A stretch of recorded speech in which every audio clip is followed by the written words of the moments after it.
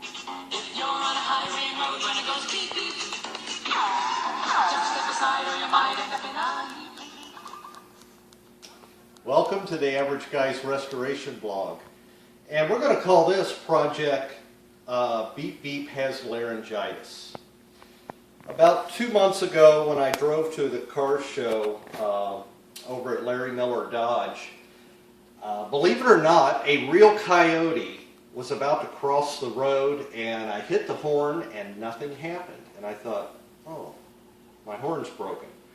And when I got to the show, I was talking to my friend, and I said, yeah, the horn's broken. He reached in and hit the horn ring and beep beep. And it worked fine until last weekend. I was coming back from Sean's house after we did the welding job, and the horn was intermittent. So Beep Beep has laryngitis. Well, one of the problems, this is the horn switch. I'll try to get some light down there on the crack.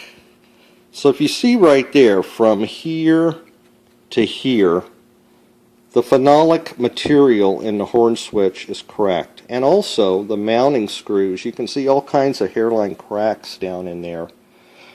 And the phenolic is an insulator, and this is sandwiched between, and when you press the horn button or the horn ring, it makes contact with ground and you get beep beep.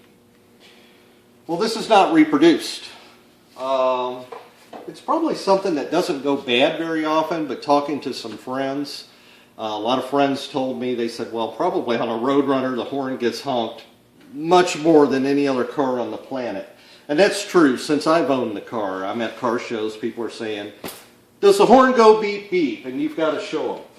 Anyhow, from Central Jersey Motor Parts, and I think Central Jersey Motor Parts used to be a Chrysler dealership, I have an NOS horn switch, and it's actually dated December 1967.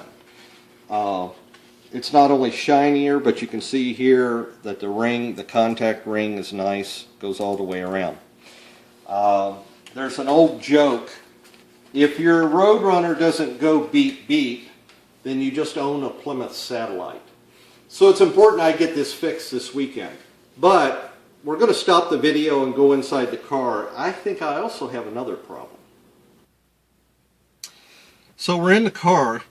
Real quick horn theory, I guess. The center hub of the steering wheel is ground. And of course this wheel has to move around and maintain ground. Behind this wheel is a little brass wheel that travels along a ring with a spring. And this goes to the horn solenoid under the hood. So it's important that this hub always be grounded. Now I've got an ohm meter and I'm using my ashtray as ground, and I'm going to put the ohm meter probe here on the steering hub, and if you look down here at the meter, down here, do you see the meter? That's infinite ohms. And if I move the steering wheel to the right, well, it makes contact with ground. When it's dead on center, it's not. I move the steering wheel to the left and it's making contact with ground. So after I get the horn switch installed on the ring and get that put back together, we'll have to blow the dust off the old steering wheel puller. We're going to pull the steering wheel. I want to look behind there anyway and look at the turn signal switch. I'll lube things up. Probably that, I'm hoping the spring on the wheel is not broken, because I'm going to have to buy, I can't just buy that part. I'm going to have to buy a lot of parts, and that's going to be expensive.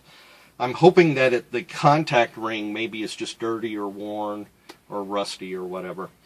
But we will fix this tonight, hopefully, and we'll have a follow-up video.